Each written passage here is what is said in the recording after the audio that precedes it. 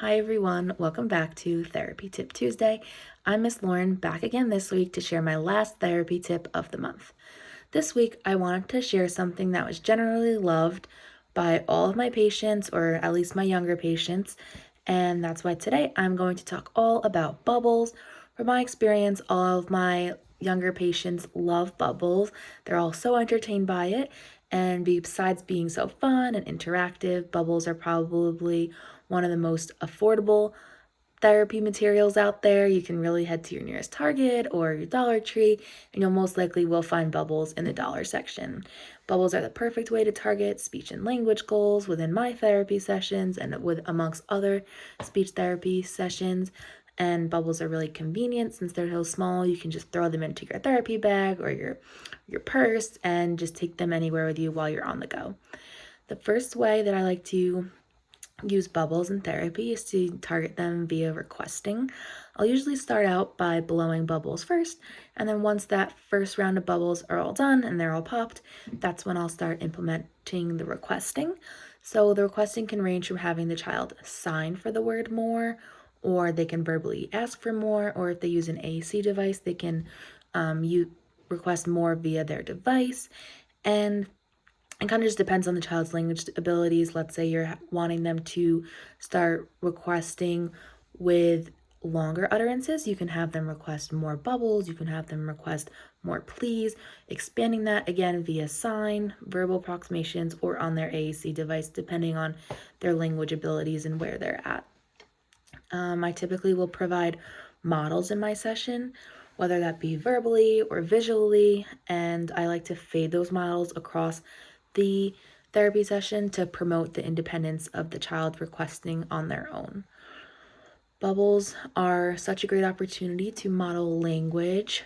You can model words like pop, more, bubble, up, blow, wow, some environmental sounds like uh-oh or oh no, like once the bubbles are all gone.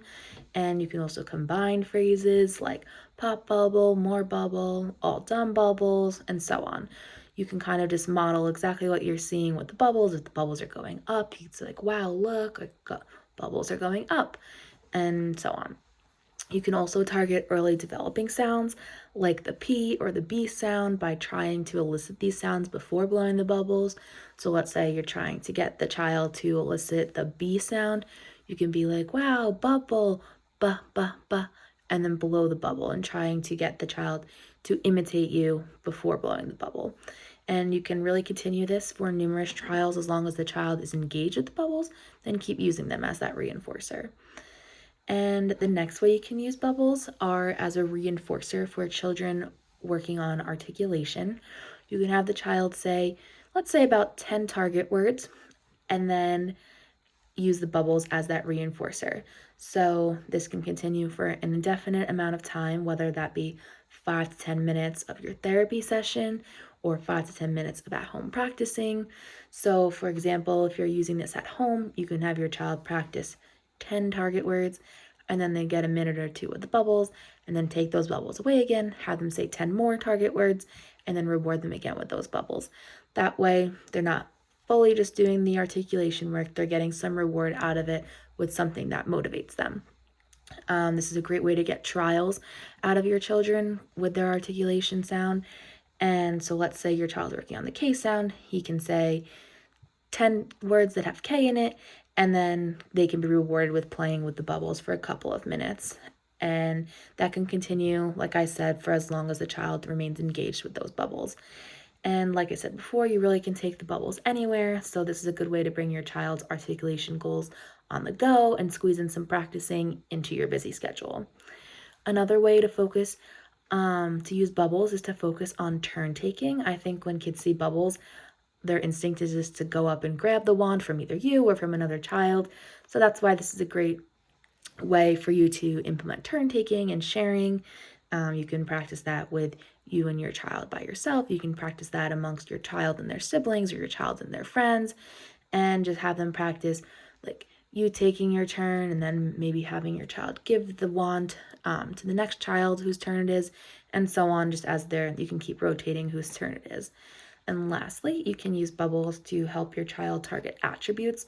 So, talking about the characteristics of the bubbles, you can ask the child, is the bubble big or is it small? You can talk about what color the bubble is. You can talk about the shape of the bubble. So, saying, like, wow, look at the round bubble. And you can even turn it into a spatial concepts game. So, you can tell them, like, oh, you can tell the child to pop the bubble based off of where the bubble is. So you can say, after you blow the bubbles, you can tell them, like, go pop the bubble that's over the chair, or go pop the bubble that's standing next to me or flying next to me.